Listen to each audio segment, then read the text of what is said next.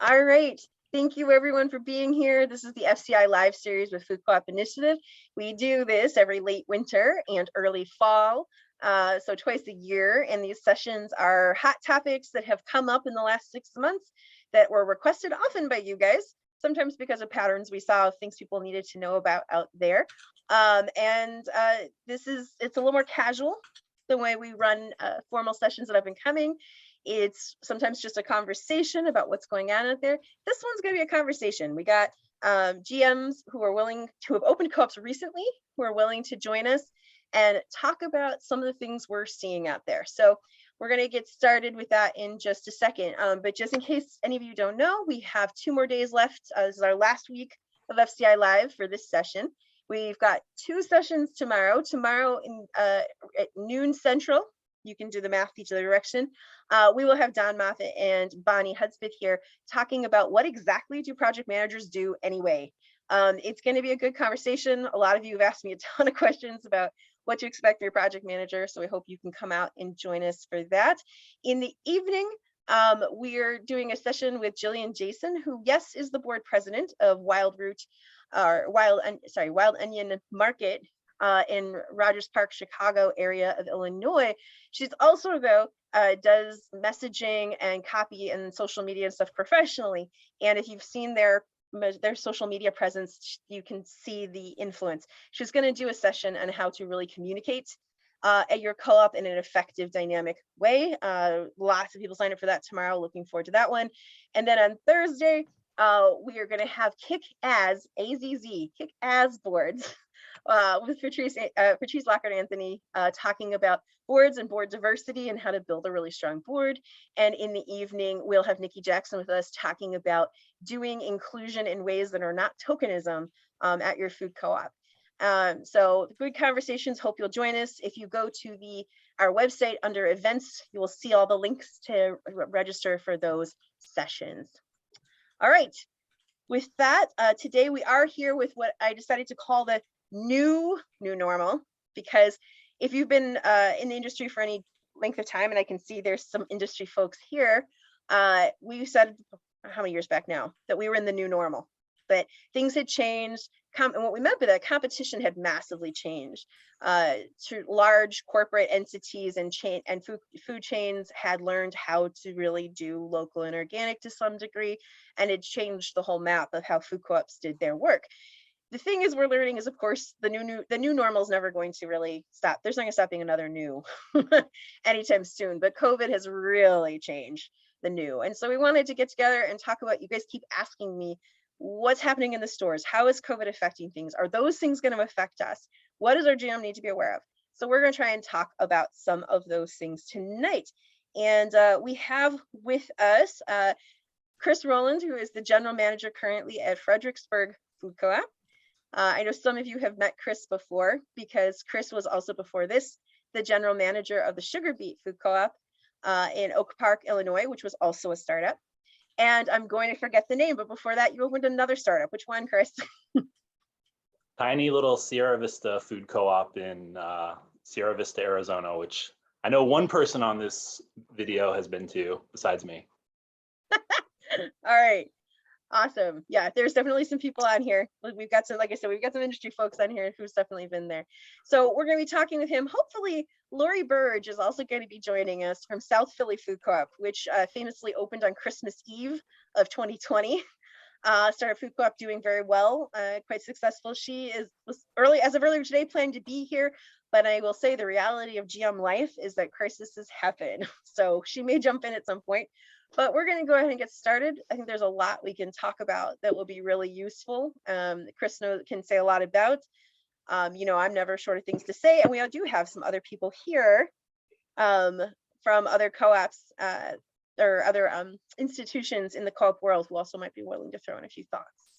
So we're going to start though with Chris. Let's talk just a little bit about. Could you tell folks about your food co-op that you have recently opened, its size, the type of community is, how it's been doing since open? Anything, just kind of give them some perspective on your food co-op. Yeah, so Fredericksburg Food Co-op, we're in Fredericksburg, Virginia, which is about an hour south of DC and an hour north of Richmond, so right on the loved Highway 95. Yeah, it's a great little community. It's really kind of anchored by Mary Washington College and a hospital, but pretty small population, bedroom community. Really, it seems like for most of DC, for a lot of DC, a lot of commuters.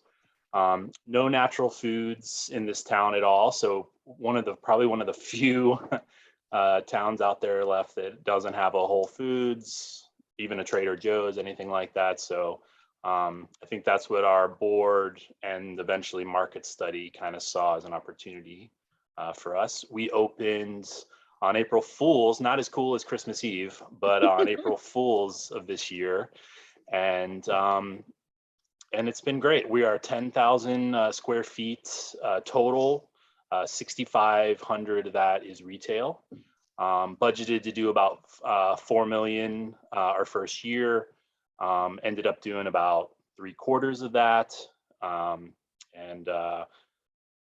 But since the turn of the year, sales have picked up a bunch, and yeah, it feels like we're starting to find our footing and kind of start to reach our potential. Awesome. And for those on the call who don't know, I mean, for a lot of us, 10,000 square foot store is shorthand. Yours is it's a full service food co-op. Do you have seating, deli? Like, can you just tell them a little bit about the extent of your Yeah. store? Yeah, so I would call us full service. Definitely, we have a great big open kitchen, lots of seating. That was something that was really important to us. About almost 70 total seats, about 40 of those outside, 30 inside. I'd call us full service as far as we have beer and wine, wellness department, of course, produce, all the groceries.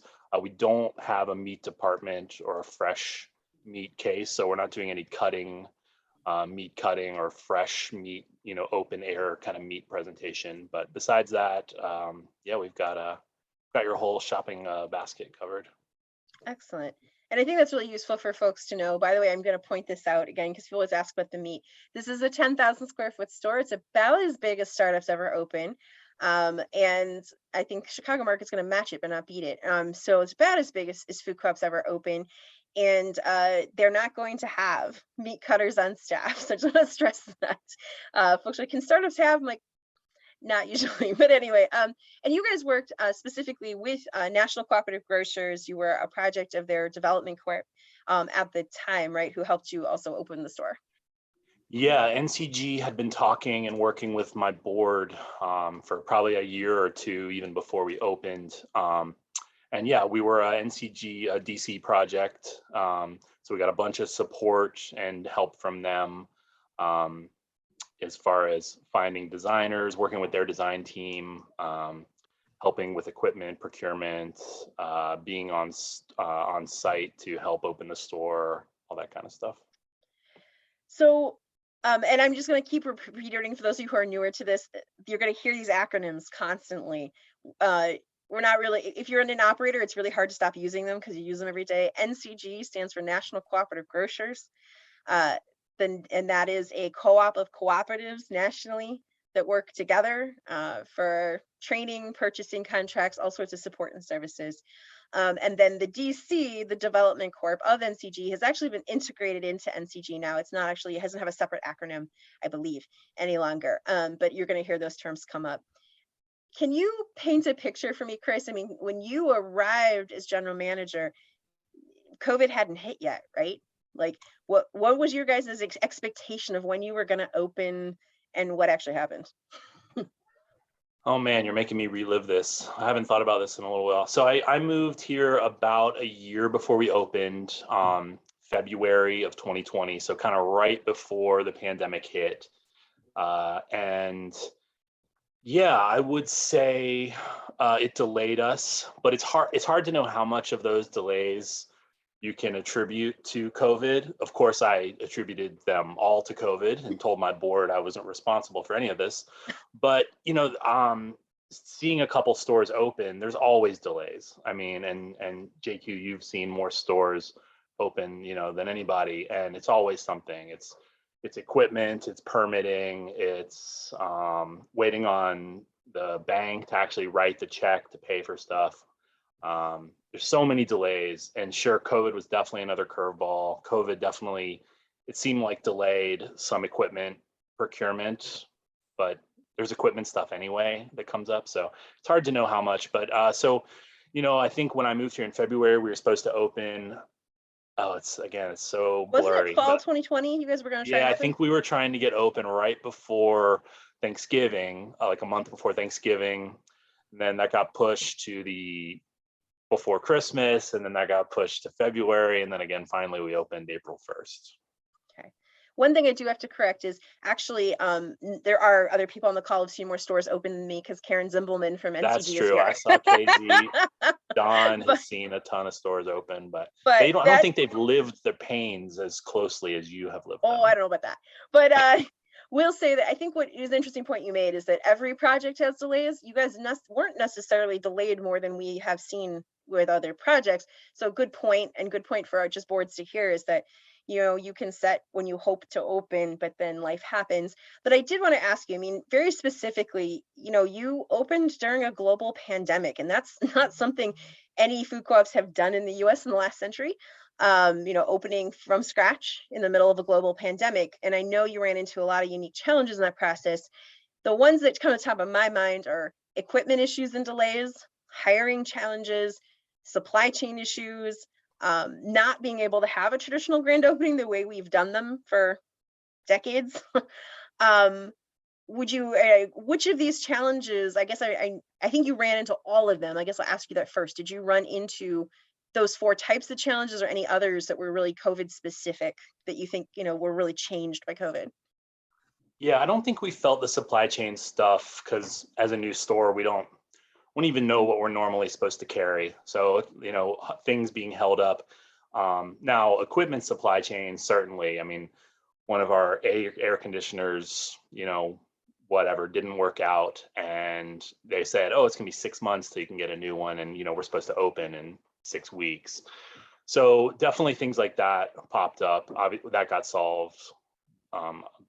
Yeah, equipment for sure. I think the one I felt the most because it's so crazy. I mean, literally, it is just insane opening a new store. At least I mean, there's just so many hundreds and hundreds of inputs and factors and variables that are going on. For some reason, COVID didn't bother me that much. It didn't feel any harder than doing what already opening a store is. So but the grand opening thing, I think, definitely changed the atmosphere. The gathering, the face masks, not being able to see all these people, all these volunteers that I should be recognizing and saying hi to. I think that part changed COVID. That COVID, aspect kind of felt the grand opening not feel as, I don't know, as personable and personal as it really does, as opening a food co-op is. But it's just we still had groceries. Folks still formed a line. Folks were overjoyed and hugging and crying in the aisles. I mean, all the normal stuff still happened. But yeah, we didn't get to celebrate, I think, like we wanted to. And that probably did slow our sales kind of from the beginning, not having this big explosion into the community like we would hope for. Well, maybe we start there then, because I want to dive into each of these a little bit more. Marketing, I think, becomes a unique challenge, right? Like I remember you guys went from you were talking about having a hot air balloon out in the parking lot, giving people rides to, dealing with COVID realities and talking about do we need to downplay that we're open? Do we need to restrict? Do we, how do we approach this? And creating that momentum is so critical. And it was we weren't able to do it. You weren't able to do it the way that we traditionally done it. So I'm wondering, first off, has that continued to play out on some level for you guys, being able to create momentum? And do you think it's something that food co-ops going into the future will have to plan for? Yeah, well, I mean, it's so hard to know. I don't think even the best scientists know exactly where COVID and future pandemics or variations might go. But it definitely was the kind of thing where we didn't do a huge marketing effort because we didn't want to create the crowd. I mean, remember, this was April 2021. and it was going really strong. And there was, almost all stores had some sort of metering going on where they kind of limited the number of folks in the store. I mean, I think our neighbors, Friendly City Food Co-op, one of our closest food co-ops, would only let 10 people in the store at a time. So the idea of holding a grand opening where you want hundreds of people there felt kind of irresponsible, and we definitely didn't. We didn't really do any marketing. We emailed our owners the day before, and yeah, I mean, I think that probably slowed some of the growth and the atmosphere and the momentum. Have we been able to kind of capture momentum and fuel that since then? It's been such a wild ride, ups and downs, as far as the pandemic's gone, everybody's masks are off, it's back with a vengeance, it's worse than ever. So I think we've ridden all those waves, kind of with the rest of the world. And it does feel like it's at a point where there isn't as much fear associated anymore. I think people have just become used to it, like a lot of us have, walking around with a mask on, or not standing so close to people maybe. And that we are able to, COVID isn't the front and center thing on people's minds when they walk in the store now. It is our awesome produce sales. It is the new local vendor that we got in. It is a wine tasting even that we're doing. We're doing tastings and sampling again. So I do think the kind of grocery aspect has come back into the kind of being the focus, and not, oh, I got to run into this business really quickly, try not to breathe and get, whatever's absolutely essential and get out. I think people are able to kind of relax, enjoy the store, and yeah, I don't think we feel guilty about promoting and doing loud call outs to, hey, come to the food co-op. That's definitely changed from our grand opening. As a person this is marketing is kind of my thing. I do think we're going to see some permanent changes though. I mean, maybe there comes a day, but right now, guys, who knows? Everything we're hearing about variants, we might be having, parties this summer, or we might all be completely masked up, who knows? And I don't know if we're going back to the days of like creating momentum. Momentum at open really matters. You get hundreds and hundreds and hundreds, if not thousands of people who come through those store during your grand opening or those first few days open. And it's the word of mouth and the excitement and everybody talking to each other. And you can't pull together these giant crowds. And then they're not going to a bunch of, maybe if they're going out, they're not going to nearly as many functions as they once were. And I don't know when then if that returns. So the word of mouth's really spreading. It's kind of changed the game entirely for how we create that momentum, because a big part of how food co-ops, when they first open, really get that momentum. Yeah, we do marketing pushes and all that stuff, but a lot of it is wowing, getting people to the store, wowing them and getting that word out. And I don't know if we're going to see that again. I think, just real quickly, I think it's an interesting story how, you guys did do some new marketing, a little marketing push recently.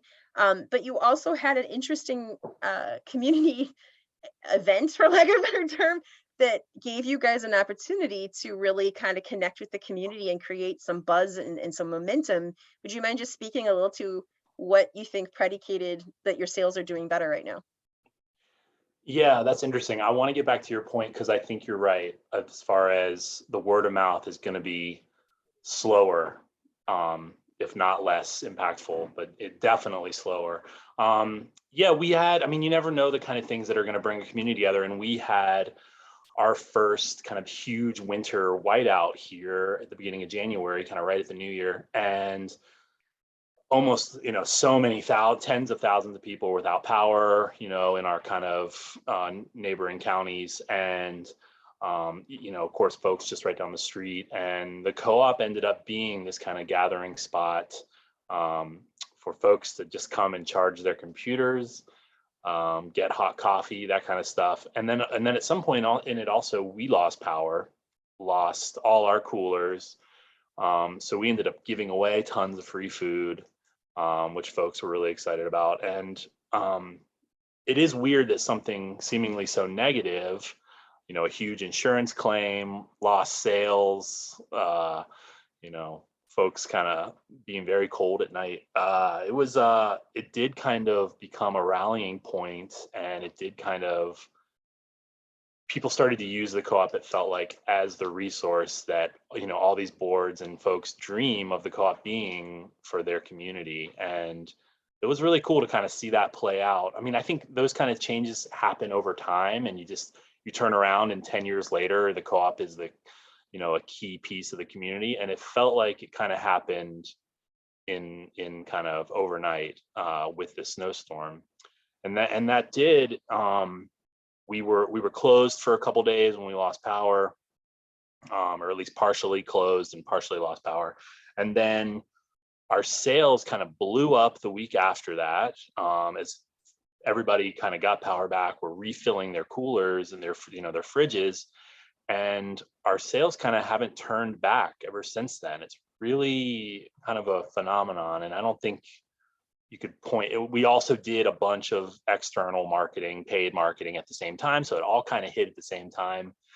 And yeah, kind of a unique, funny situation. But all I know is, from working at food co-ops for so long, it felt awesome being that community resource and helping people through a hard time, even if it was just a cup of coffee or in a warm building. And You guys did yeah, a great job talking about it, though. Like, if you go see their social media from January, I think they're like, hey, we have power, come here and charge your phones, and keeping people posted of what they were going to be able to stay open or not, and how they were trying to stay open to be a service to the community, and come get something warm to eat. We have heat.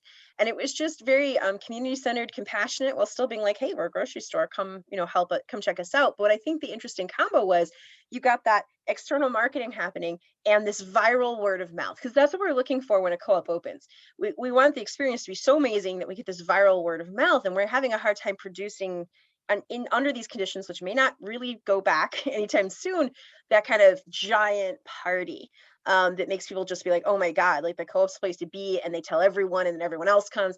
And then this kind of became that, though, right? Because again, we're looking for that viral word of mouth event, and the co-op was open. The co-op was willing to share its resources. The co-op was there to help people, stayed open even when some stores didn't, were able to, and it became a reason for everyone to be like, hey, do you know the co-op's open? Hey, do you know you can get hot soup at the co-op?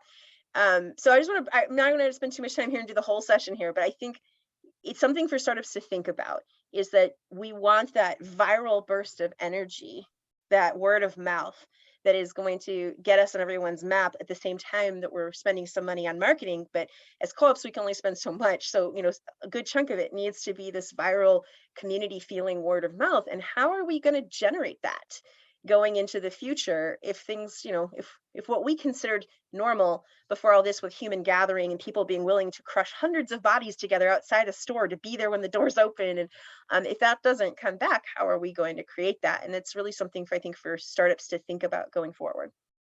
Yeah, I mean, that's a great question. And of course, I just think, all right, well, we have to do paid marketing. We have to do a lot more paid marketing. But someone smarter and more creative as you is, no, we have to create these viral events. We got lucky with a snowstorm. How do we create our own kind of snowstorm ourselves and really thrust our store into the center of this community as this vital, new resource? And man, I leave that for smarter people than me. Not smarter than you, just different areas of strength. So let's go into something that you do know more about. As you said, supply chain issues didn't really affect you guys getting open. And here, when I say supply chain issues, I mean product for the shelves. But it has definitely been an issue since, and don't really foresee that going away anytime soon. So startups really kind of need to know what's going on and how stores are adapting. How has it impacted you guys, and what should they know about adapting? Yeah. I mean, I've worked in grocery stores for over 20 years, and definitely this is the most kind of upheaval. Really, we judge all this stuff on out of stocks. So it's when you order something that a company says they have, and then it doesn't show up.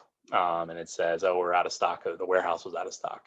And definitely this is the, record numbers. I'm sure there are other industry people on this call who might even know more specifics about it, but this feels like the highest out of stocks we've ever had. And it's definitely harder as an operator and as people who are managing product on the shelves.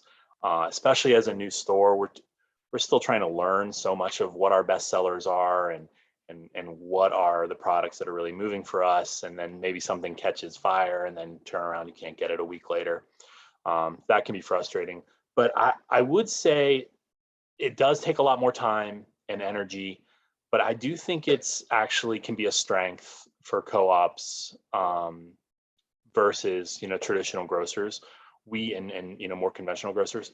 We're smaller. We autonomous. Obviously, we can be very, very nimble, and you have to just work hard to find out what those out of stocks are and work to get another product in its place.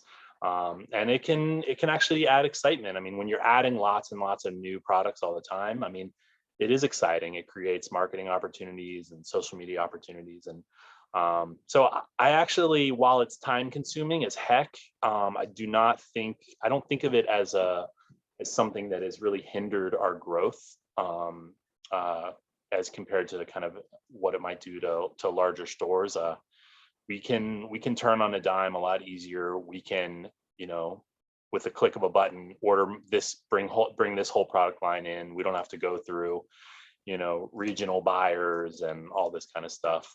So that part has been, while definitely a source of frustration at times, I think it's been also kind of a strength in some ways. Which is really cool to point out. I want to point this out to you all because, your GM coming in, I mean, obviously we want them to have some product acumen, and know something about the product lines and distributors and stuff, but there are different levels of it. And I think that, Chris is very strong in multiple areas, but it's really strong in operations as a general manager. And so for him to say it was, in some ways it's kind of fun and an advantage, like comes from the fact that I think, Chris, that you have such a deep grasp of the product and working with vendors and comfort pivoting on that. And I think it's going to be something important for GMs going forward. I don't know if you guys got to do a lot of this because you weren't dealing with the out of stocks in the early stages, maybe at all. So, but I know a lot of food co-ops were able to pivot their local food relationships, their local vendor relationships in some amazing ways when others had out of stocks. Has that played out at all with you guys being able to really use local to pivot and have stuff in stock? Yeah, I would say as a new store, it's so much harder. We don't have these years and years and decades of relationships that we could, hey, we need to push more business to these folks. We're still, as a new store, we're still creating a lot of these relationships. So I don't think we were able to utilize local, like a more mature store could, to relieve the out of stock and supply chain issues. But that said, we definitely have a bunch of distributors. The more options, the better. We've got an amazing local distributor up here called Rainforest that carries a ton of local and regional products. And we have shifted a good amount of business to them through this because they've had more product. And when holes open up on the floor, some standby thing you're getting from UNFI, you might try to fill it with a local option. So it definitely has been good for local growth just because of all the holes created on the floor with out of stocks. And then there, of course, we've had some good, with local like produce and stuff. We've had definitely opportunities to fill that in, but really produce hasn't been affected, like the packaged kind of grocery world has.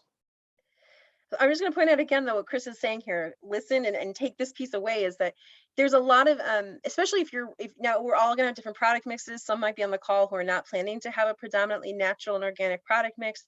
But there is a tendency to have your primary supplier and you lean on them very heavily, and then you kind of fill in where you can.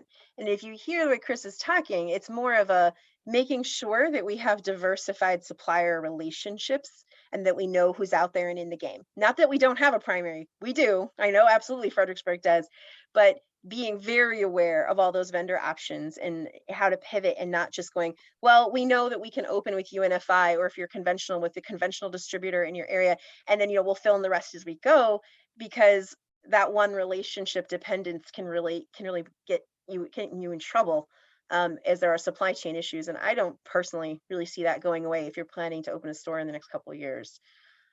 No, I mean, I think that's great advice. It's definitely something folks should take away from this, and I'm sure their GMs will be working on, but it'd be good for them to hammer on it too, is the more outs you can have, the better. So the more distributors, the more relationships, fill out all their stupid paperwork, take the time.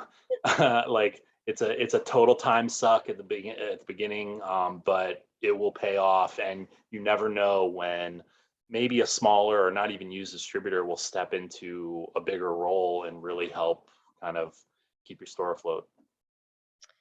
So, on that note, let's pivot to a really fun one that I think affected you and will continue to affect everyone. Let's talk about staffing and hiring. Chris, how was it different to try and staff up and hire this time versus previous times you've opened startups? Yeah, I mean, hiring a lot of people at once, it's always going to be somewhat of a percentage game. You're lucky if maybe 2/3 of the folks are there after 6 months. I think you've done a good job.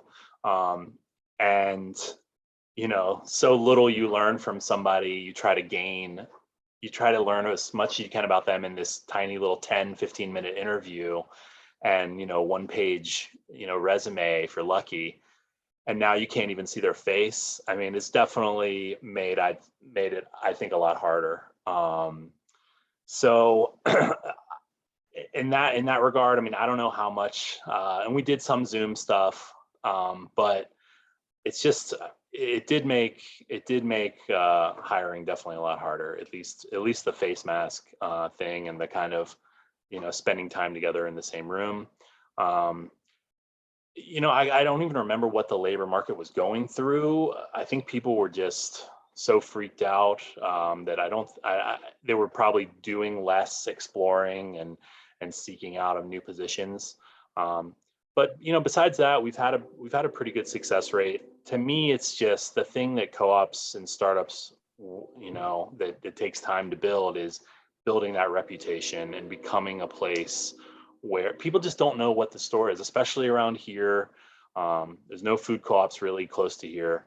Uh, and it just takes time for people to kind of understand what it's like, and you to attract kind of like-minded people that share a lot of the same values, think what you're doing is really important, and want to come do that awesome work with you. And that's just a time thing. That's just, even now, 10 months in, we've got kind of a big reservoir of applications, when for a long time we were we were begging and pleading, just to almost hiring 90% of folks who would come in and apply, because we didn't have that many options.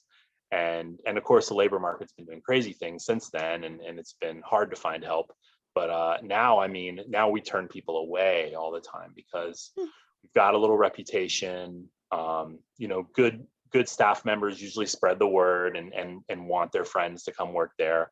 And and that's just something that's not going to be figured out day one. I mean, it's not. And I'm not a big HR person. I don't know what a good retention rate is for a startup. I wonder who's got those HR retention stats. If Not anybody does, me. JQ, it'd be you.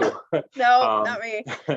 but all I know is, you're going to have some swings and misses at times, and that's just kind of inevitable. But I feel pretty good about how we turned out. It'd be interesting to hear, how did Lori do? Did she end up with? I don't know. I wish she was here, but Oh yeah. yeah, what about this great resignation thing? Now, I've talked to other startups that have opened, in this during this phase, and some of them seem to have been deeply impacted by the great resignation. Like they don't, one of the things the startups, you can't open with the richest benefit package, the one you will probably get to in a couple years, you hope you get to.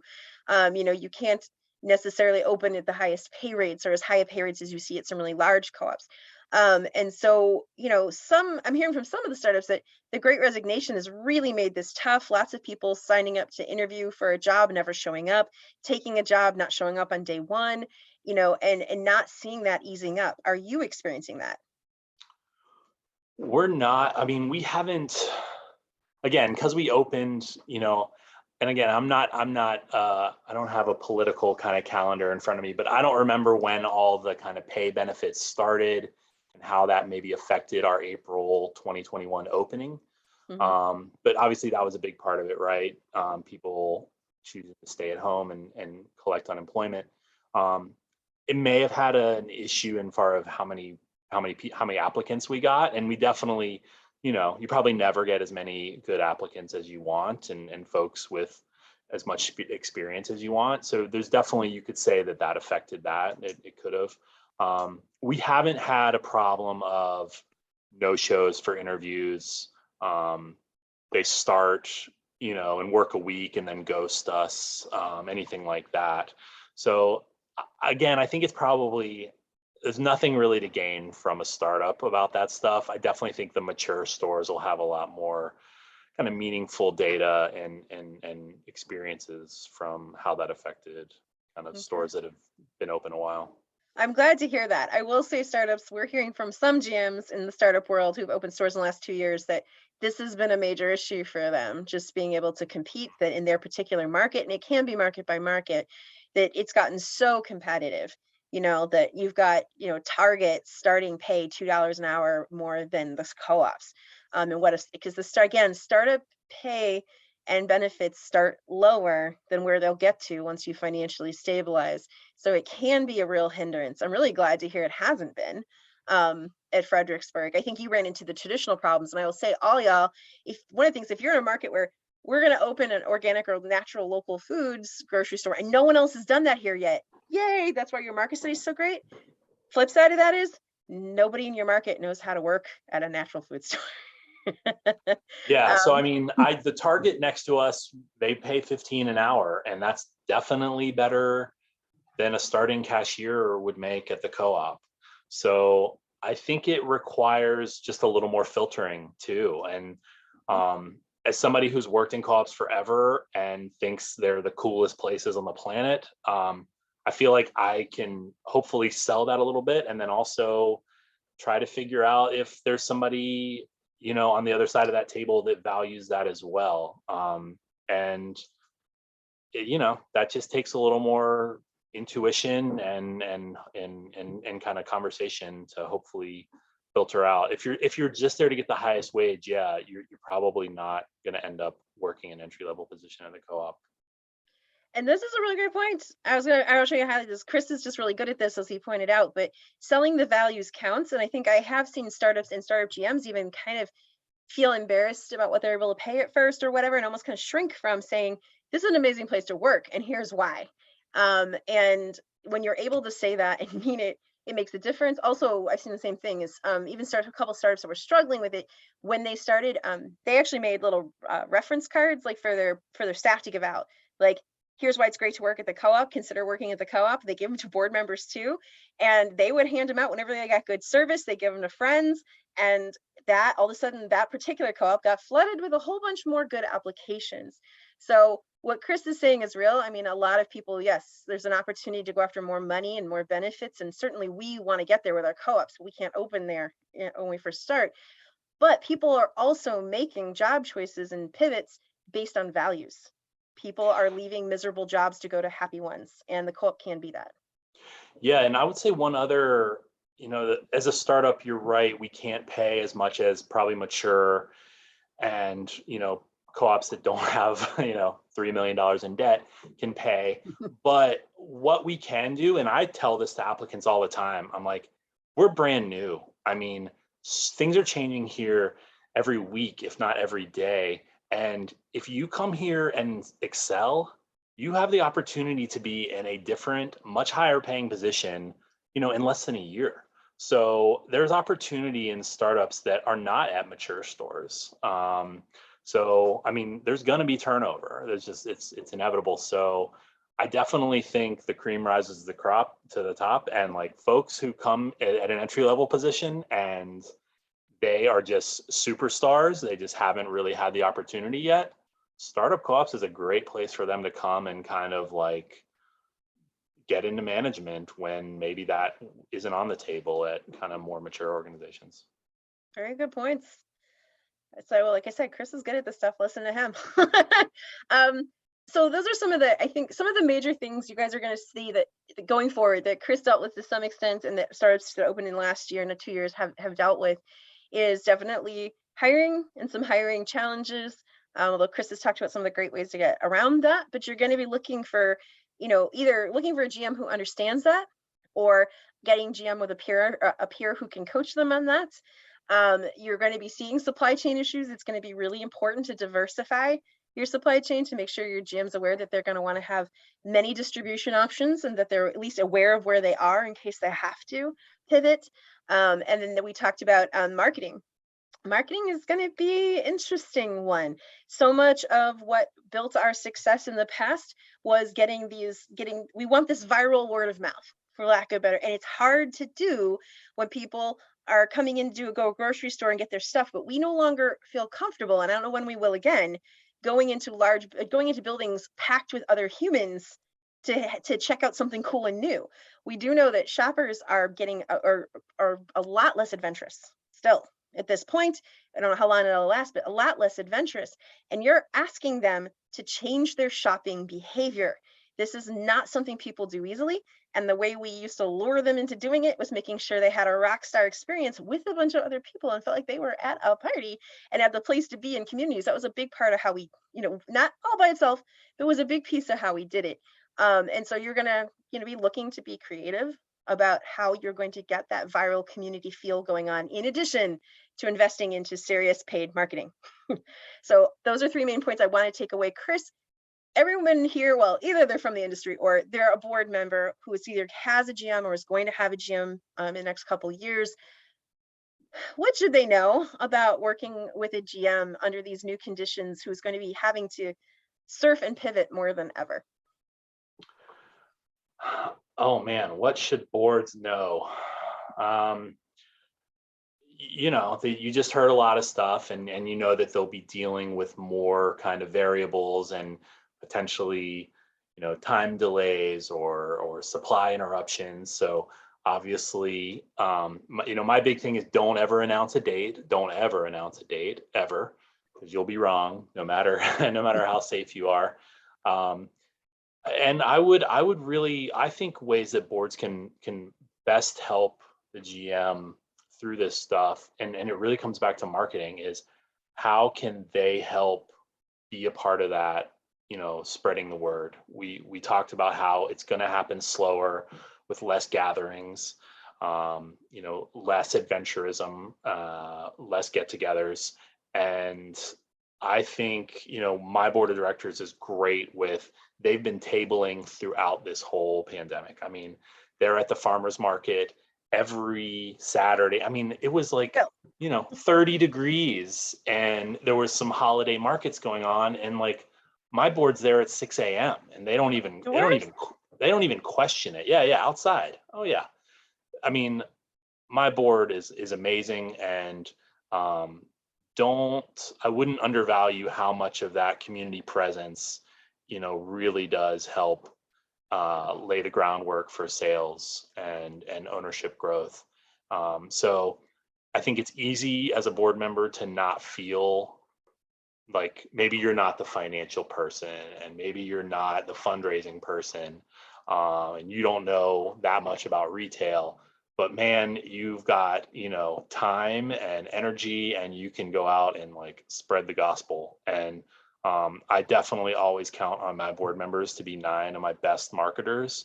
And I think at the end of the day, that is, a really, really important job that the co-ops rely on. We rely on that word of mouth, and we talked about how it's happening slower and less, and we need kind of board to step up and fill that role kind of now more than ever. Awesome. We've got some not related to the new normal questions for you. Oh my God, we have access to a GM. Can we ask questions? And since we've gotten through most of what I think we wanted to talk about, I'm going to throw you some of these. So guys, this is now the free for all time. Throw the questions in the chat. I knew you're going to love this question, Chris. Do you use Instacart or other delivery services for your co-op or online ordering, and why? So we, again, we've been open 11 months now. We do not have curbside or delivery options for the store yet. our point of sale provider, Catapult, ECRS Catapult, they do have a mechanism to make that happen. It's called WebCart. A lot of co-ops around the country use it. They actually said they won't let a new store use it right away because they think it will be such an insane, job trying to open a new store and run a new online curbside business, which I was happy to tell my board. I didn't want to do it anyway because I just think I think we will be lucky if we can pull off a good grocery store, let alone this other whole business. So anyway, no, we don't currently have it. We are we actually just signed a contract recently with DoorDash, if you can believe it, to do pickup and delivery for us. So we're about halfway through that process of getting going. Because yeah, I mean, if we're talking new normal, I think there are people who might do delivery for the rest of their lives because of COVID. Fair. This is actually a new normal question. Yeah. So I mean, it's definitely gone down, since the start of it. But we are looking to add it. I don't think it will be a huge part of our business. I don't think we will make any money at it. It's purely a community service, and we'll see how it goes. But no, it's not at day one. And boy, I know Sam is talking about doing delivery at day one. And I don't know if she's going to be able to pull that off, but that seems like a Herculean task. We had this conversation in depth at Up and Coming last year with a couple GMs who were opening startups or had just opened startups. And one of them, Sam McCormick, who is the general manager at Fredericksburg Food Co-op, which will be opening up this year, said, absolutely, we're opening day one with curbside. And I know that Dan Arnett at Chicago Market feels the same. Now, if you're in a market like Chicago, if you are in a major urban market, I do think that's a little different conversation. I think that there's so much kind of expectation of that. But it's not a universal opinion. And we've been over it in depth. If you want to actually see the video, it exists. Just drop me an email, jq@fci.coop, and I will send you the link. And you can watch Chris and Sam and I debate the heck out of this issue up and down if you would like. Got some questions. With your extensive GM experience at different locations, what stands out as shortcomings or areas of the co-op as a sector could be doing better? Under the new normal, are there particular things that have gotten worse? I don't know about, so things that have gotten worse. So to me, what jumps out from that question is being a store for everybody and having price levels for everybody. I think a lot of co-ops open to be natural food stores and end up being way too expensive and not being a grocery store for the whole community. And I think for a long time, even the natural foods co-ops dragged their feet with bringing in conventional products, bringing in lower priced options. And to me, COVID has been kind of the one thing that has like kicked the natural stores, finally kind of the straw that broke their back of saying, all right, we're going to bring in conventional. People are hurting, people's budgets are hurting, and we don't want to lose customers to conventional grocers. There are more and more hybrid shoppers out there than ever, folks that, they want some natural and then they want some, conventional. So to me, it's something that it's always been an issue in food co-ops, and COVID has kind of even, highlighted it even more. And I think it'll actually end up being a good thing that has pushed co-ops to diversify their product selections. Awesome. I think there's a lot to be talked about there. It will depend on the size of your store, but very good point that is not really going back. We'll have to think a lot differently about our product mixes probably. I'll add another great one, but I'm going to go back. Oh, first quickly, percentage of natural, organic to clean, conventional in your store estimate. Yeah, it's so hard. I never know what people even talk about. Sometimes the difference between natural and conventional is they're the same. I mean, if they're not organic, aren't they conventional? So I would lead that to being like kind of the bad ingredients, like the Whole Foods bad ingredient list, something like that is something I use to differentiate between natural and conventional. Our produce department, produce is sometimes where you can kind of tell it the best, because produce is clearly either natural or organic or conventional. We're about 80-20, maybe 75-25 organic to conventional. So about 3 times more organic in our produce department. And I would say that plays out throughout the rest of the store. I mean, a lot of natural food stores, even their center store, I mean, it's pretty conventional. I mean, Annie's mac and cheese is conventional. It doesn't mean, well, actually, anyway, but that's a loaded question. But so we're pretty natural. But this has, I mean, when I go to add a new product to a section, I'm not trying to add the most expensive new raw thing. I'm trying to add a budget item.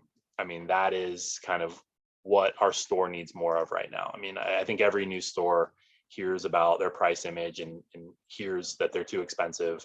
Our store definitely has gotten that criticism as well. So, I mean, we're leaning, when we add new things, it's, do we have our budget, item covered for this section? I think it's a good thing to point out too. By the way, no matter, you need to do a lot of work on this, and there's a difference between good work and bad work on product mix and having affordable items, but you will regardless hear about your prices. Get ready for it. You will.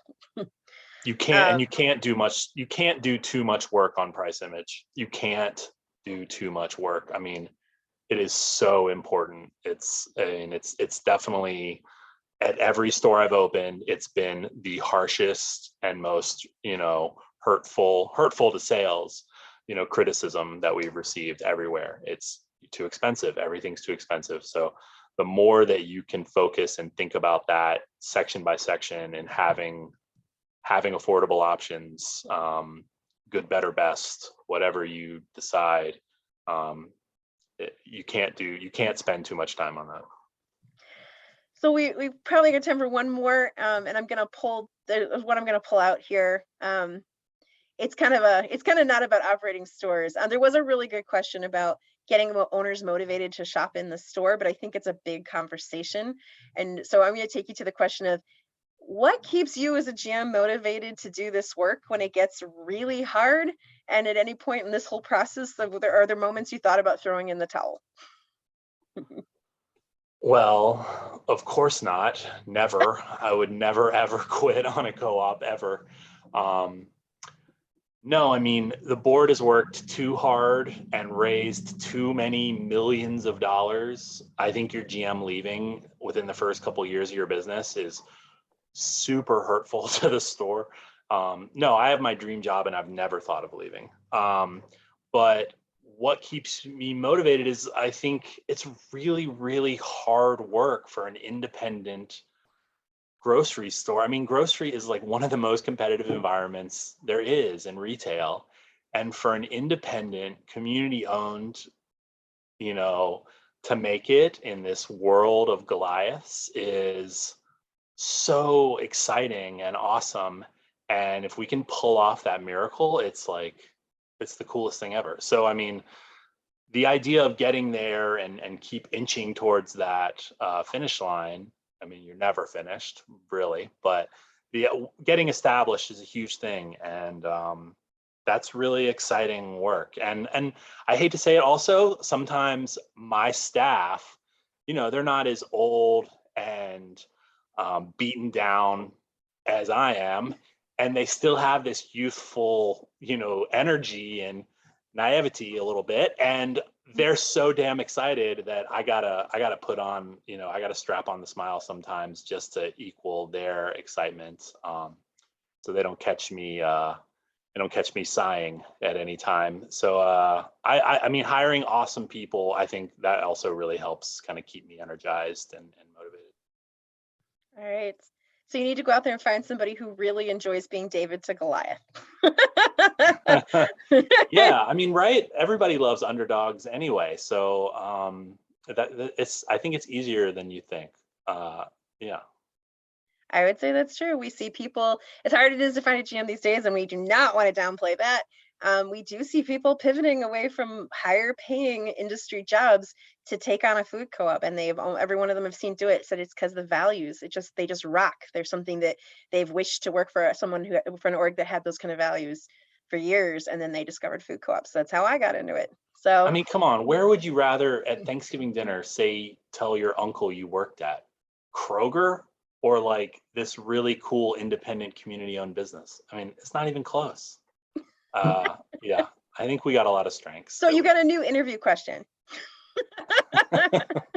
for your gyms. All Yeah, right. maybe.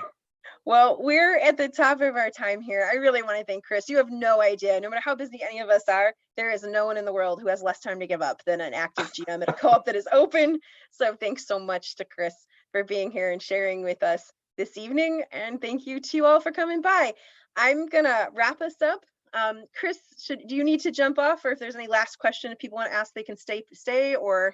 No, I'm going to hang, and I just threw my contact info in the chat. If anybody wants to get in touch with me, I'm happy to chat or answer questions anytime. So yeah, thanks for having me. And if the industry experts on the phone want to stay and chat too, you can unmute.